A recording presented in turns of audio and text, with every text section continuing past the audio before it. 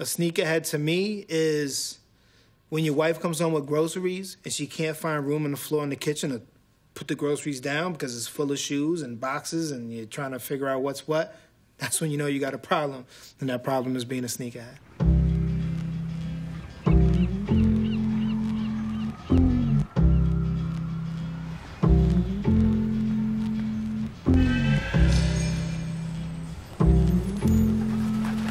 So I show up on the morning of, and it's just insanity. There's hundreds of people on the block.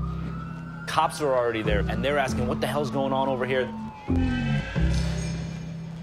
And the kids would not move. And the cops were saying, if y'all don't move, we're gonna start arresting you guys. Kids been sleeping out there for 4 days. They're not moving, you know what I mean? So cops started arresting kids. And one kid was like holding on to the gate like he wouldn't let go. On top of that, there were people that brought weapons to the thing. They brought baseball bats, there were knives, there was a machete found, like a fucking jungle machete.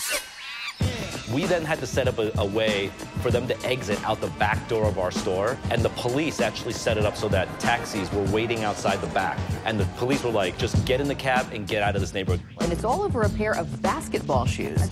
Can I kick it? Yes, you can. Can I kick it?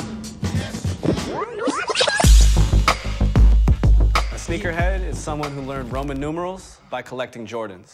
The word sneaker is usually attributed to Henry Nelson McKinney, an advertising man who popularized the phrase way back in 1917. Since Marquise Converse founded his classic company, kicks have transitioned from the playground all the way to the runway. As recently as 50 years ago, consumers had far fewer choices. You could get your Cons, first dubbed All-Stars, in high or low top and only made of canvas. They're everywhere.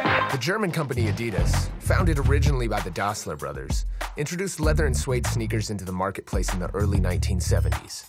When pro players in the Harlem Rucker tournament started wearing them, an entire new world opened up. The early 80s saw the emergence of brands like Reebok and PUMA, but the true watershed moments came in the mid-1980s. In 1984, the first Air Jordan dropped. On September 15th, Nike created a revolutionary new basketball shoe. On October 18th, the NBA threw them out of the game. Okay, so, but what's wrong with the coloring? What rule do we violate here? Well, it doesn't have any white in it. Uh-huh. Well, neither does the NBA. 2 years later, Run DMC released their hit song My Adidas and encouraged 16,000 fans to hold up their Adidas at Madison Square Garden.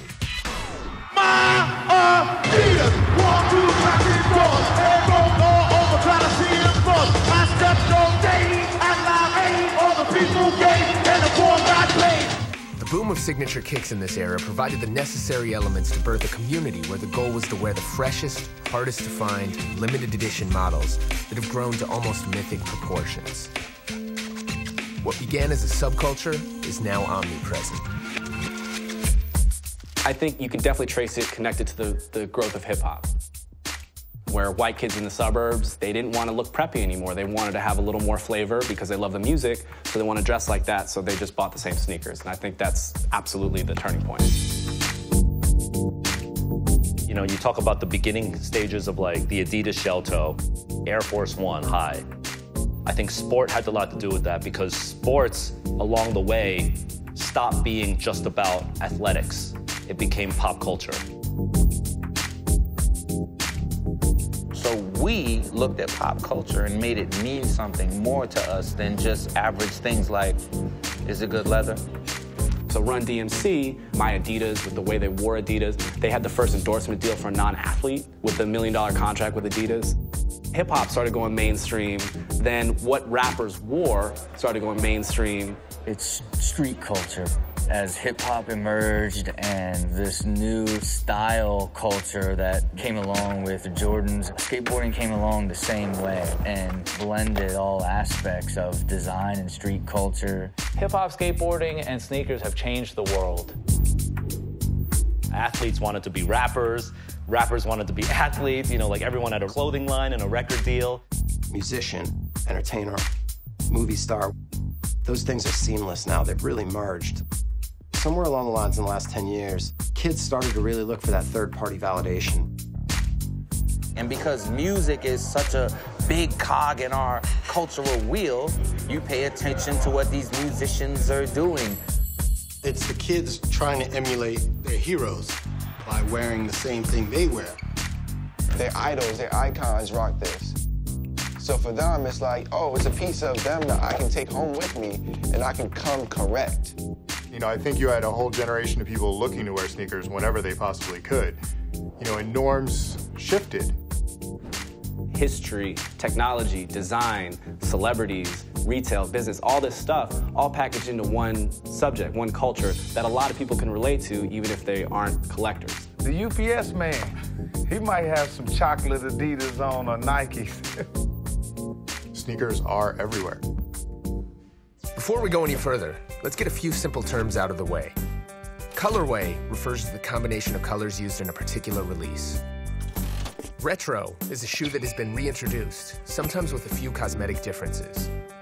Collab refers to the marriage of an outside artist or designer with a particular model, as in Jeff Staples' legendary Pigeon Dunk or Frank the Butcher's New Balance 999 Kennedy.